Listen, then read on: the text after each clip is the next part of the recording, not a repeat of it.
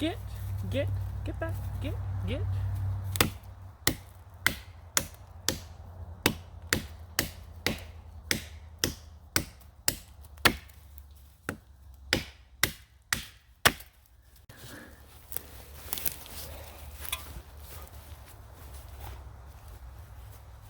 No, get back, get.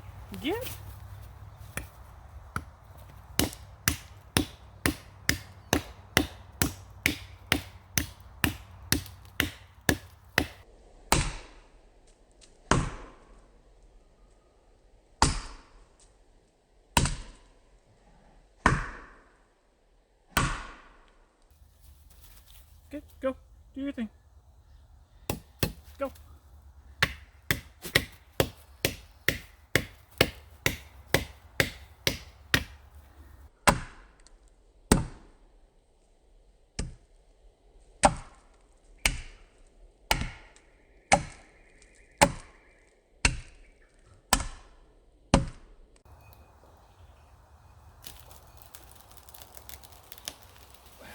Come here.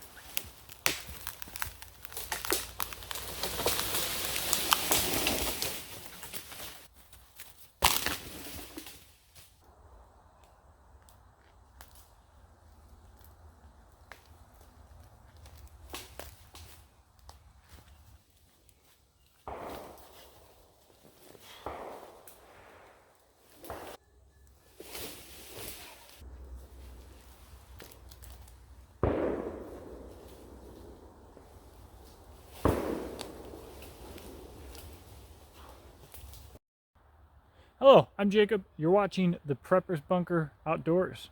I've got a custom knife to show you today. And yes, I did chop down a tree with it. Now, I have other knives that are ahead in the queue when it comes to initial impressions videos. However, this is the first one that I have to review that was chopped down a full-size tree bubble. And I have a tree that needs to come down. Actually, I have a lot of trees that need to come down on the property for the health of other trees. But anyways, so we're going to do the initial impressions on the JB53 made by Paul Walker. Paul Walker Custom Blades. We're going to have links in the description box below. Thanks a lot, Dax. To his Instagram. And I'm probably putting it in the screen somewhere right here as well. So, again, the reason that this is above some other blades in the queue is because I needed to drop this tree. I'm going to cut the top of the tree flat, the stump, if you will. And then I'm going to take my chainsaw, section up this whole tree, and then I'll be using it for other knife comparisons. I'll be using it for bushcraft projects, whittling, woodcraft, all manner of thingamathings. And this knife helped me do it all, so it got bumped up in the line. So check it out. It's a beast.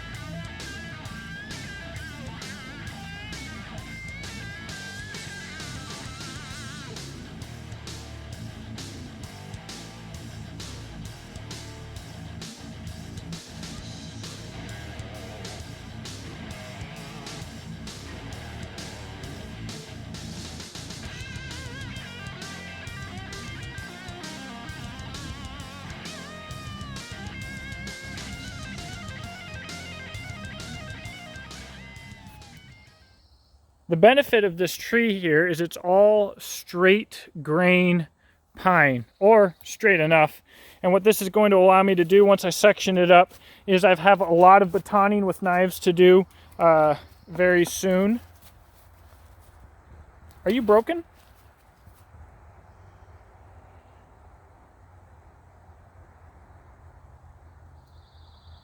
Okay.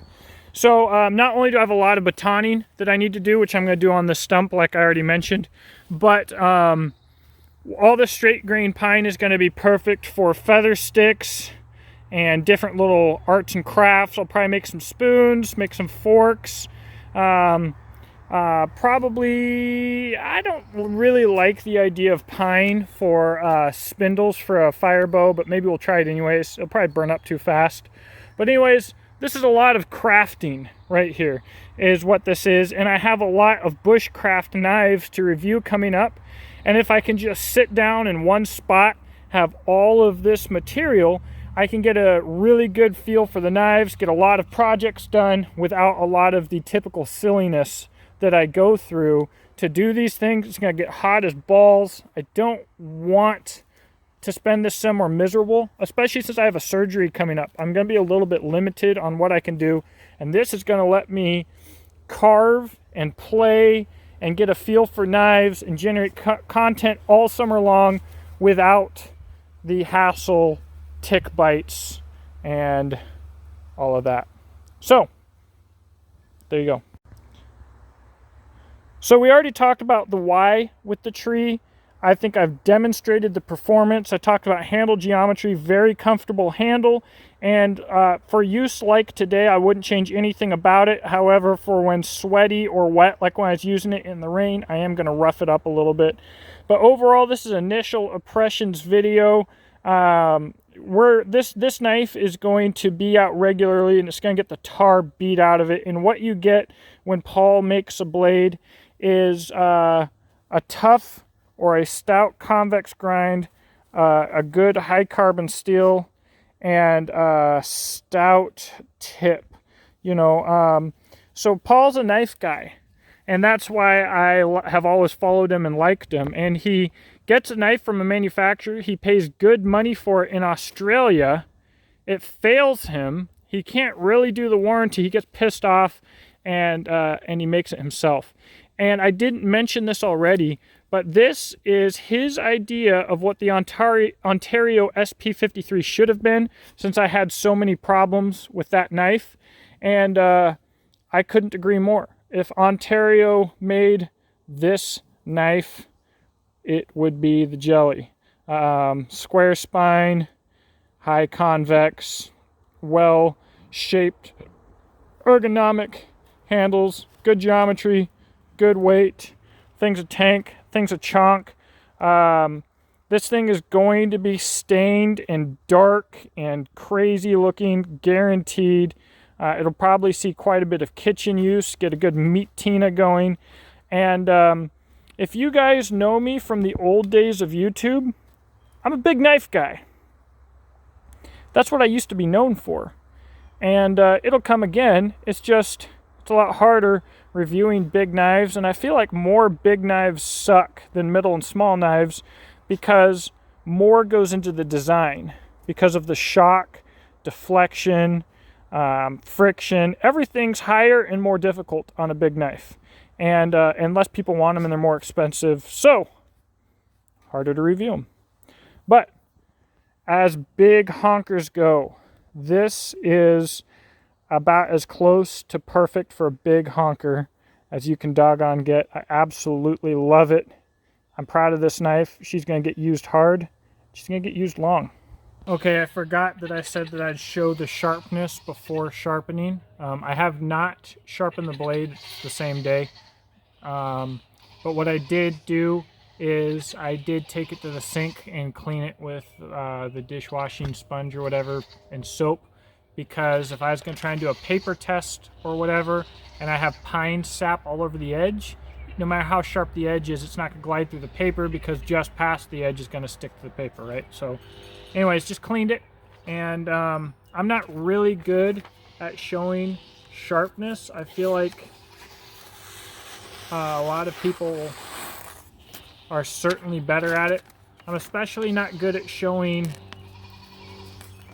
sharpness on an edge shaped like this. After this belly, it's kind of hard to get it.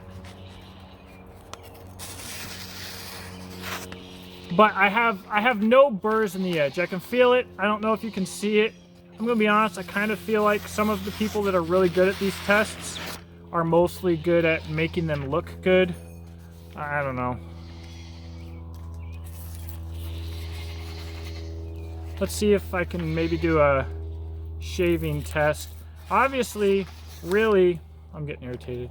Really, one part of the blade primarily was used, but the amount of abuse that that part of the blade got was extreme.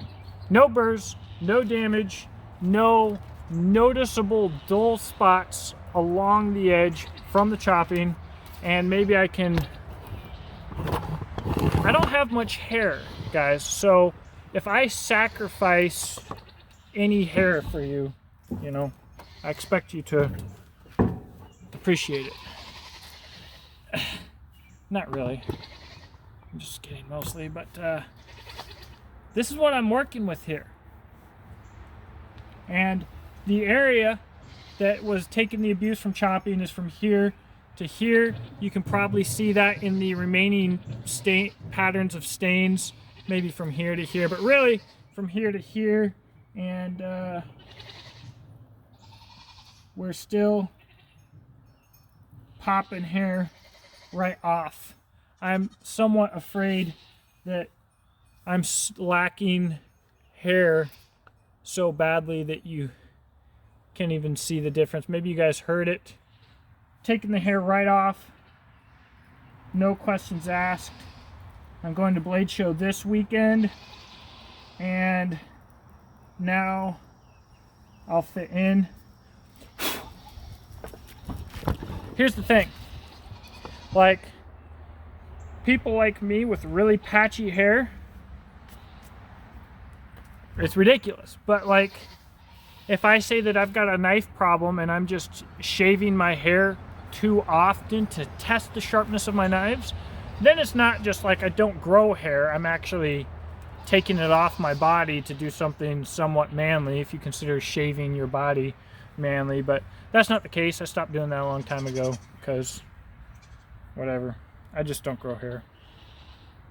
I did it. This knife, as far as I can tell, is as sharp as it was when I got it. The sucker holds an edge. Pine is a softwood. However, when you hit knots, pine is weird because the core will be hard, or the... My cat just chased my goat. And now Dax is mad.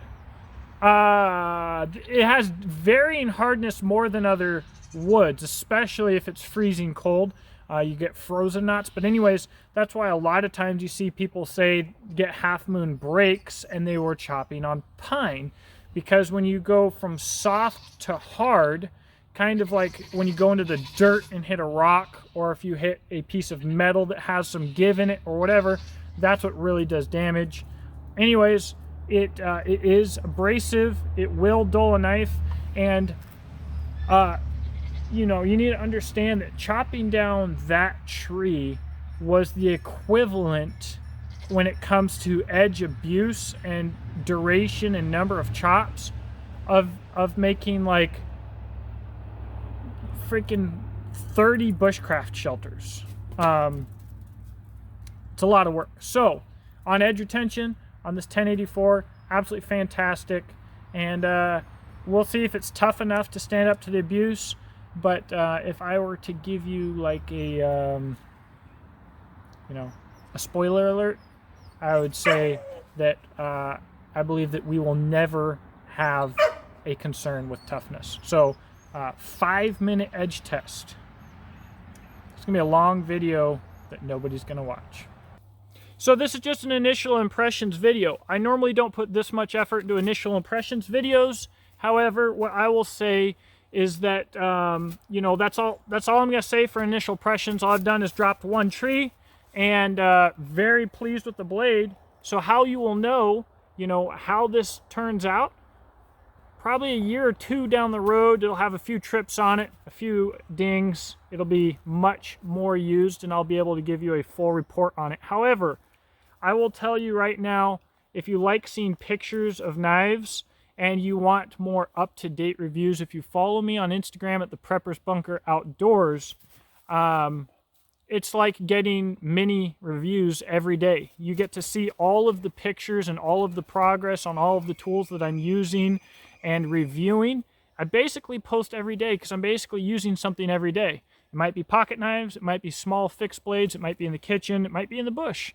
You never know. But that's what I do. And it's a much better way to get more consistent content, to see what's going on, and to get a idea of how I feel about these products. I'm going to wrap this up. So the contact information for Paul is going to be in the description box below. I don't know if he's accepting custom orders right now. You know, he's a dude who loves custom knives, who loves making knives, but he doesn't do it for a living, you know, so he makes them as he feels like it. And, you know, he might, I'm not going to speak for him. This is complete conjecture. But if somebody wanted a really cool knife done, he might be more inclined to make it. And if, you know, it was a knife design that he didn't like so much, he might be less inclined to make it. I really don't know. But what I'll say is that Paul has excellent taste. Everything that I've seen from him has been big and meaty and chonky and beautiful. And that's why I follow him. So that's what I've got. Do the thing, and the thing, and the thing. Have a blessed day. Like and subscribe and share the video. Oh golly, oh gosh, somebody give me sketches. Oh, attentions, I like them. Oh boy, oh I like it. Yep, yep.